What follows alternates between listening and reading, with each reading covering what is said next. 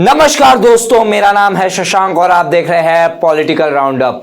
राजनीतिक गतिविधियों से भरा यह हफ्ता रहा है और इस शो में हम बात करते हैं सप्ताह में हुई बड़ी राजनीतिक खबरों के बारे में और उनसे जुड़ी लेटेस्ट अपडेट के बारे में। शो शुरू करते हैं, लेकिन उससे पहले हमारे चैनल HW न्यूज नेटवर्क को जरूर सब्सक्राइब करें।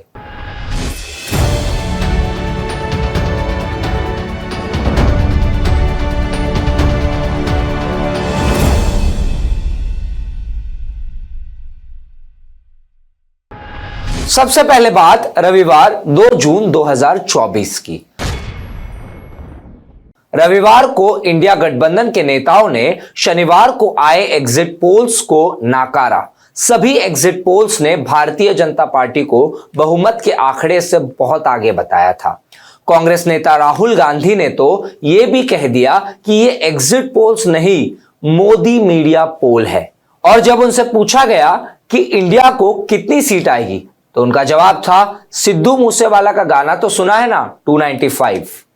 इसके अलावा अरुणाचल प्रदेश और सिक्किम के विधानसभा चुनाव के नतीजे रविवार को देखने को मिले। अरुणाचल प्रदेश में भारतीय जनता पार्टी की सरकार को जनता ने लगातार तीसरी बार फिर चुनाव जिताया और 60 में से 46 सीट पर विजय प्राप्त हुई, जिसमें से भारतीय जनता पार्टी को 10 सीटों पर निर्विरोध जीत प्राप्त हुई और सिक्किम में सत्तारूढ़ सिक्किम क्रांतिकारी मोर्चा 32 में से 31 सीट जीती। अब बात सोमवार 3 जून 2024 की। सोमवार को दिल्ली शराब नीति मामले में तेलंगाना के पूर्व मुख्यमंत्री के चंद्रशेखर राव की बेटी के कविता की न्यायिक हिरासत पर सुनवाई हुई।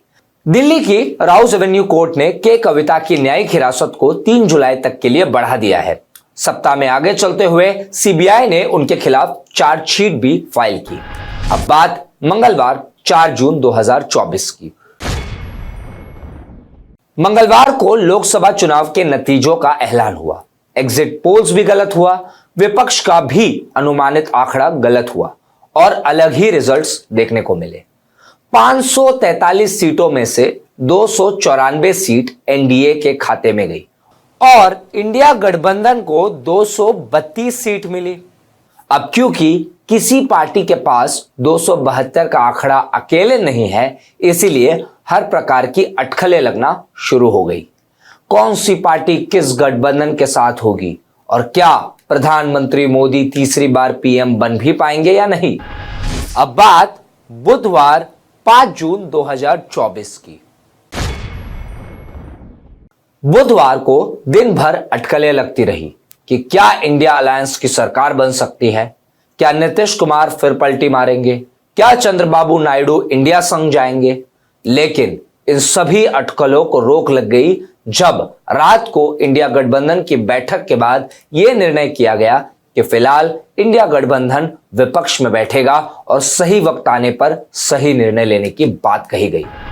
अब बात गुरुवार 6 जून 2024 की। गुरुवार को चुनाव नतीजों को आए 2 दिन भी नहीं हुए थे कि राहुल गांधी ने विपक्ष की भूमिका निभाना शुरू भी कर दिया। कांग्रेस नेता राहुल गांधी ने प्रधानमंत्री मोदी और अमित शाह पर गंभीर आरोप लगाए।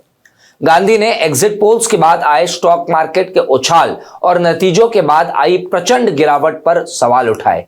राहुल गांधी ने आगे कहा कि अडानी के चैनल पर आकर प्रधानमंत्री मोदी और अमित शाह ने क्यों देशवासियों को निवेश की सलाह दी और इस मामले पर संयुक्त संसदीय जांच की मांग भी की। राहुल गांधी ने इसे स्टॉक मार्केट का घोटाला भी बताया। आपको बता दें कि अमित शाह और प्रधानमंत्री मोदी ने चुनाव प्रचार के दौरान दिए गए इंटरव्यू में कहा था कि 4 जून को नतीजों के बाद स्टॉक मार्केट में उछाल आएगा। अब बात शुक्रवार 7 जून 2024 की। शुक्रवार को भारतीय जनता पार्टी के लिए सुखद संदेश आया। एनडीए के सभी घटक दलों ने मोदी को संसदीय दल के नेता के रूप में और प्रधानमंत्री के रूप में काम करने के लिए समर्थन दिया। प्रधानमंत्री मोदी ने अपने संबोधन में एनडीए को सबसे सफल गठबंधन भी बताया। कुछ घंटों बाद प्रधानमंत्री मोदी ने अपने संबोधन में कहा कि सरकार बनाने के लिए उन्होंने दावा पेश किया और राष्ट्रपति द्रौपदी मुर्मू ने उन्हें रविवार को शपथ के लिए आमंत्रित किया। मोदी अब नेहरू के बाद पहले नेता बनने वाले हैं जो लगातार 3 बार प्रधानमंत्री बने हैं। अब आखिर में बात शनिवार 8 जून 2024 की। शनिवार को रामोजी ग्रुप के चेयरमैन रामोजी राव का सुबह 4:50 को निधन हो गया।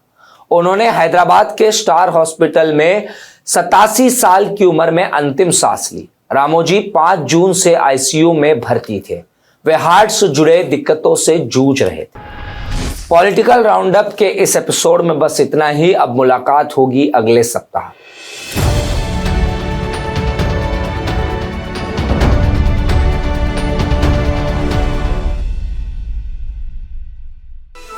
Stay ahead with our cutting-edge news app. Instantly access the latest shorts in just 1 minute and breaking news in just 50 words. Download now for a smarter, faster news experience.